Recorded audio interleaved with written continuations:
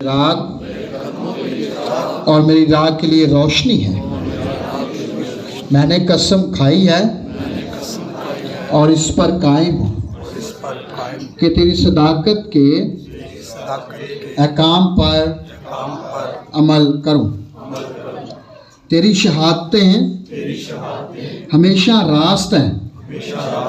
مجھے فہم عطا کر تو میں زندہ رہوں گا۔ مجھے فہم عطا کر تو میں زندہ رہوں گا۔ ہمارے لیے آج کی تلاوت گنتی کی کتاب باب نمبر 12 آیت نمبر 1 سے لے کر 13 تک ہم خداوند کے کلام میں سے سنیں گے۔ گنتی کی کتاب باب نمبر 12 آیت نمبر 1 سے لے کر ہم 13 تک خداوند کے کلام میں سے سنیں گے۔ اور موسیٰ نے ایک کشی عورت سے بیاہ کر لیا۔ اس کشی عورت کے سبب سے جسے موسیٰ نے بیاہ لیا تھا، مریم اور ہارون اس کی بدگوئی کرنے لگے۔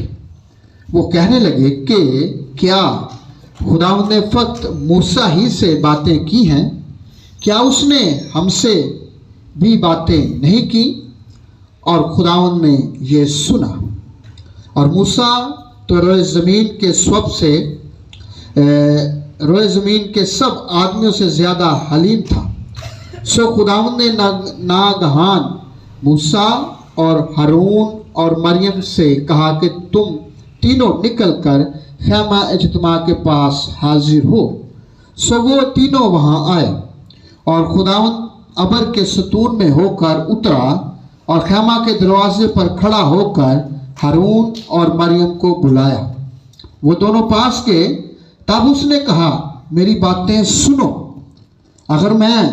اگر تم میں کوئی نبی ہو تو میں جو خداوند ہوں اسے رویا میں دکھائی دوں گا اور خواب میں اس سے باتیں کروں گا۔ پر میرا خادم موسیٰ ایسا نہیں ہے۔ وہ میرے سارے خاندان میں امانت دار ہے۔ میں اسے مبے میں نہیں بلکہ روبرو سراہ طور پر باتیں کرتا ہوں، اور اسے خداوند کا دیدار بھی نصیب ہوتا ہے۔ تم کو میرے خادم موسیٰ کی بدگوئی کرتے خوف کیوں نہ آیا؟ اور خداوند کا غضب ان پر بھڑکا اور وہ چلا گیا، اور ابر خیمہ کے اوپر سے ہٹ گیا، اور مریم کوٹ سے برف کی مانند سفید ہو گئی۔